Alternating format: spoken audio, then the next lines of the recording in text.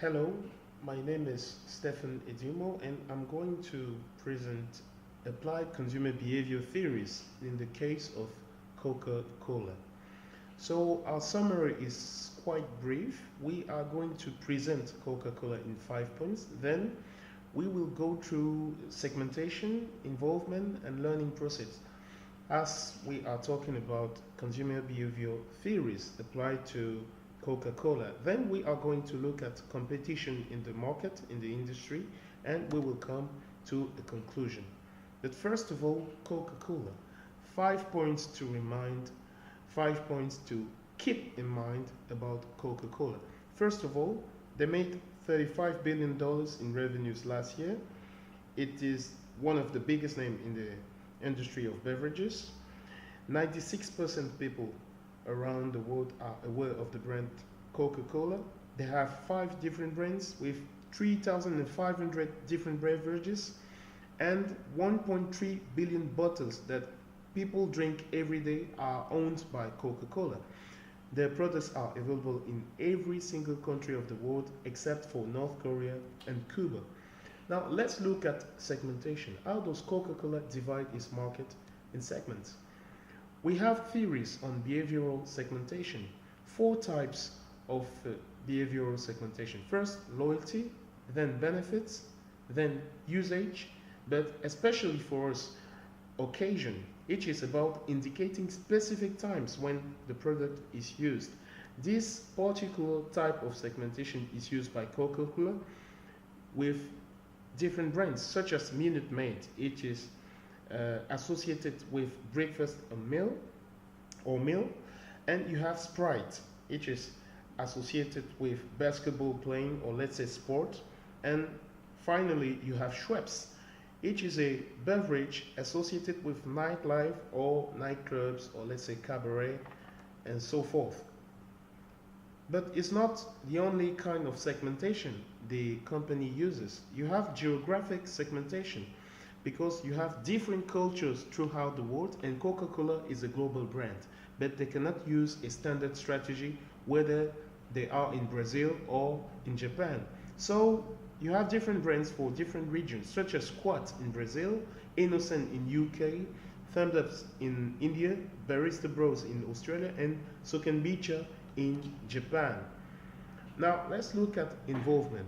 How does Coca-Cola increase involvement towards its products? Theory implies that you have 2 kinds of involvement. You have the low and the high involvement. FMCGs are in general low involvement products. And just look at the decision making process. The decision making process in a low involvement product, or let's say in low involvement market, is smaller or let's say shorter than a high involvement decision making process. It has more steps, such as search and alternative evaluation. Now, what does Coca-Cola actually have to do to trigger high involvement in products? They can use celebrities, link the brand to hedonic needs, get the consumer to participate in the brand, and tell a story, for example, in advertisement. So we have a few examples of that. First, you have brand endorsement for the brand Vitamin Water. When they used the US rapper 50 Cent, they tried to link the Coke product with hedonic feelings such as happiness, and in a different campaign, they tried to get the consumer involved with personalized bottles. Now, let's look at learning, the learning process, classical and instrumental conditioning. How does Coca-Cola use conditioning techniques in its marketing strategy? Theory distinguishes 2 behavioral learning processes. You have the classical conditioning of Pavlov, and you have the instrumental conditioning of Skinner. And we do have a specific example of instrumental conditioning by Coca-Cola.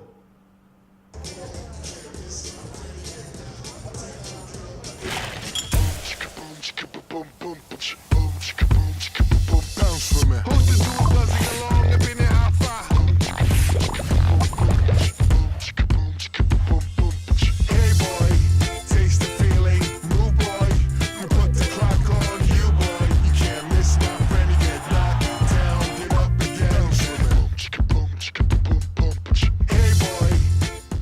So this was an example of showing how a customer is rewarded with social recognition just because he enjoys a bottle of Coca-Cola. So this is a classic example of instrumental conditioning by Coca-Cola. Now let's look at the competition. We know that Coca-Cola has a lot of competition, but the competitive landscape is not that large. We know Tropicana, we know Lipton, we know Red Bull, we know Nestle, we know Dr. Pepper, but the biggest competitor in the market remains Pepsi. And Pepsi actually has approximately the same strategy that Coca-Cola.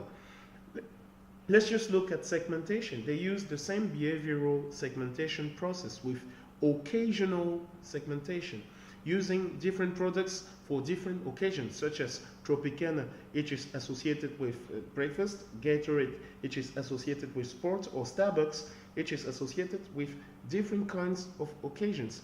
Then you have involvement.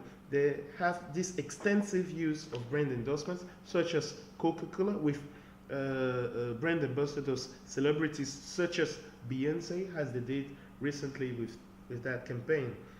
And another example, talking about the learning process, because Pepsi uses approximately the same kind of conditioning that Coca-Cola uses, but these guys rely on the punishment, let's say the punishment aspect of the instrumental conditioning. Just look at this small example.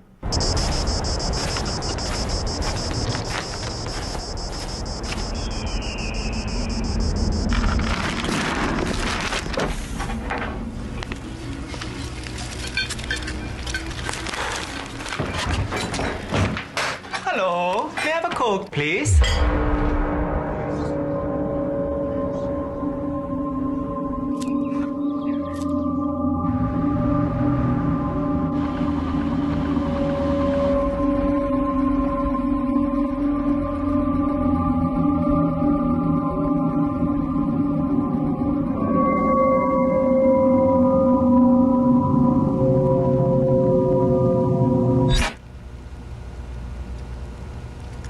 Ah, ici c'est Pepsi.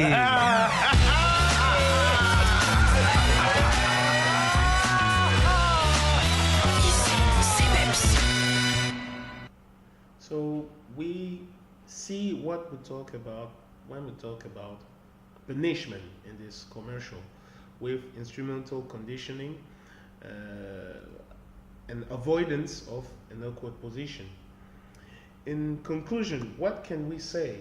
We went through a few aspects of theories in consumer behavior, and we know that Coca-Cola is the biggest player in the market, who relies on occasions, talking about segmentation, behavioral segmentation. They also rely on cultural segmentation with geographic segmentation.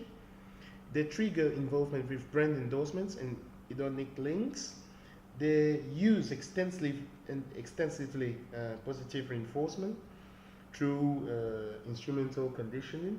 And we know that Pepsi is the biggest competitor, using approximately the same kind of strategy, using occasional segmentation, brand endorsement, and punishment when talking about instrumental conditioning. So this is all we had to say on this specific assignment today. Thank you very much.